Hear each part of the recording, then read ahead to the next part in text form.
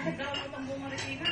Akala ko nga, diyan makalalang ako, yung mga boses ko, alam ng taga-Sobisin taga, sarap ko taga, kaya naraman ako sa drama. Pero walang ilaw ang dilim-dilim talaga. Kaya lahat ng mga itigan na Richard, kung na kayo gumagawa na, usap ko sa inyo, kung kayo kaya, pumunta doon kaya, tingnan ko lang di kayo ba kayo malulunod. Kung si Christy nalunod, namatay si Christy. Ang ketchup nila. Kaya buhay na niya, na-rescue niya, sisisi na naman si Richard. Hindi ko alam ang gagawin ko sa kanila dahil. Magdasal na lang tayong lahat na matapos na itong mundo nito.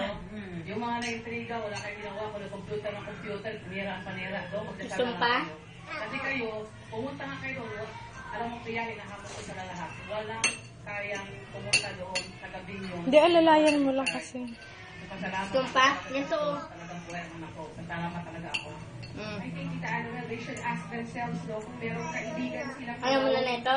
sa ganung klaseng sitwasyon, anong gagawin nila? Siyempre naman.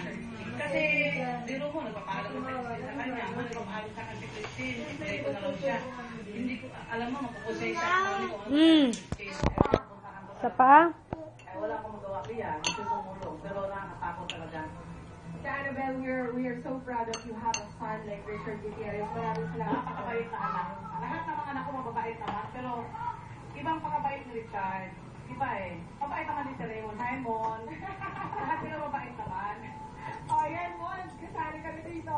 Thank you, Tita Annabelle. Thank you, Mia. Meron po si Christine Reyes, ang isa sa mga artista natin na apektuhan ng bagyong Ondoy. Marami pa po. Ito po, panoorin yung kwento nila.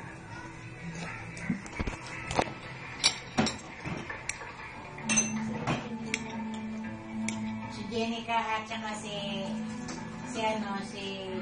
Gladys Ray. Oy, sino si? Nanay, o kain na anak. Spaghetti. Salamat ako kay Jesus kasi kahit ang mami ko napunta sa Ano? Ano niya? Hindi siya nakakit sa bubong. Malamang namatay siya eh. Dani. Village sa Marikina kung saan kasama ang bahay ni Ariel Dinesata sa mga lumubog. This is what's left of what used to be their home. Wala si Ariel nang lumubog ang bahay nila sa baha, kaya ang inalaman niya si Mami Elvie ang nasa bahay. Kasama niya sa bubong ko kasi baby ko yung ulan. Hindi mo, palagay ko sa isang 82 years old na